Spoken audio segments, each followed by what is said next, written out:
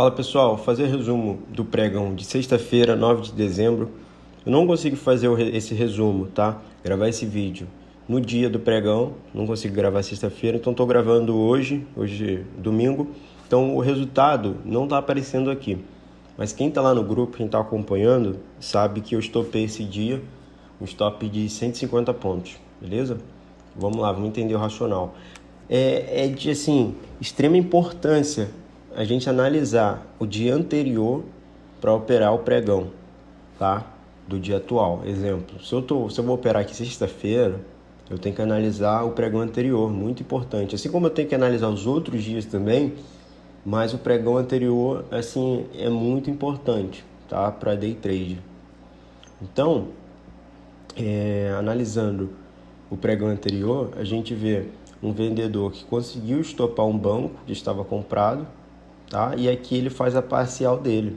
Ou seja, se ele faz a parcial dele, se eu estou vendido, só um exemplo, não sei quanto que ele vendeu aqui, mas vamos supor que ele vendeu 100 contratos, tá? Tá vendido em 100 e fez uma parcial aqui com 50 contratos, ou seja, ele fechou a posição em 50%, fechou pela metade e ficou vendido somente em 50%. O preço médio dele, quando ele faz isso, quando ele faz a saída parcial, o preço médio dele ele joga lá para cima. Se ele vendeu aqui, se o preço médio dele estava aqui, o preço médio dele explode aí para cima, fica muito lá no alto. Então, para esse dia de hoje, a gente vê um comprador defendendo aqui esse fundo, tá? A gente vê uma atuação de um comprador. E a gente vê já na cara do dia esse spring de venda nesse topo. Pô, legal, o vendedor tá ativo aqui. Porém, eu mandei lá no grupo do que naquele texto sempre, antes de abrir o pregão, do que eu esperava desse dia aqui, de sexta-feira. E eu falei sobre isso aqui, que o vendedor ele poderia estar posicionado ainda, porque isso aqui eu não acredito que seja a saída dele integral, porque ele está muito forte no mercado, conseguiu estopar.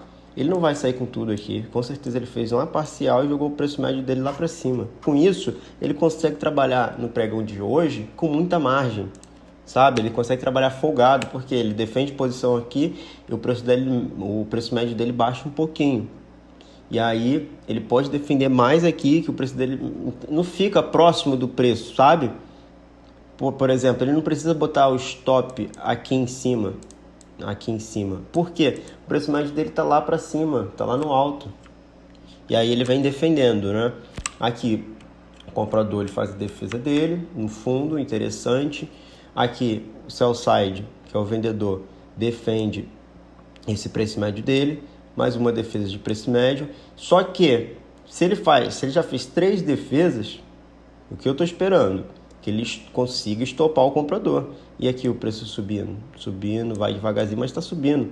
E aí eu já comecei, opa, esse vendedor, ele não está querendo colocar tanto lote assim no mercado, aqui nessa região. Então aqui eu já comecei a me ligar para o stop dele.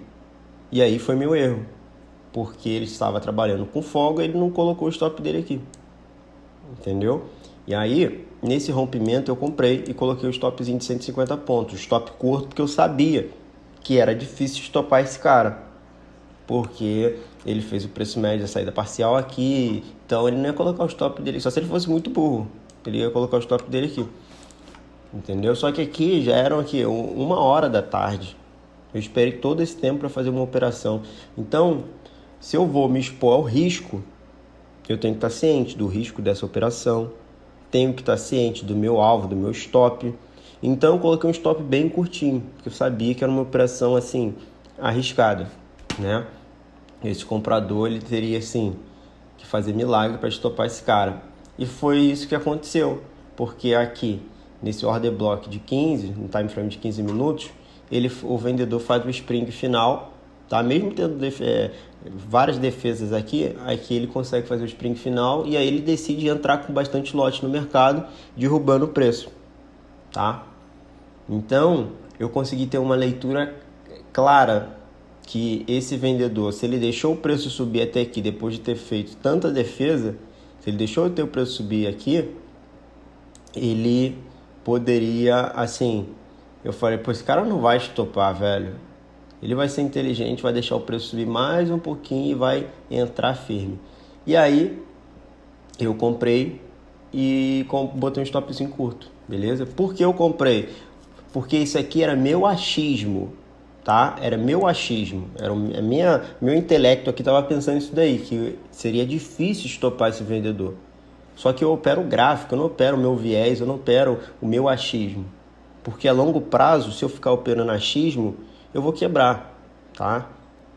Investidor de sucesso, um day trade profissional, ele opera gráfico, ele opera fato gráfico. O que está acontecendo no gráfico? E o que está acontecendo é que esse vendedor está tomando sufoco aqui.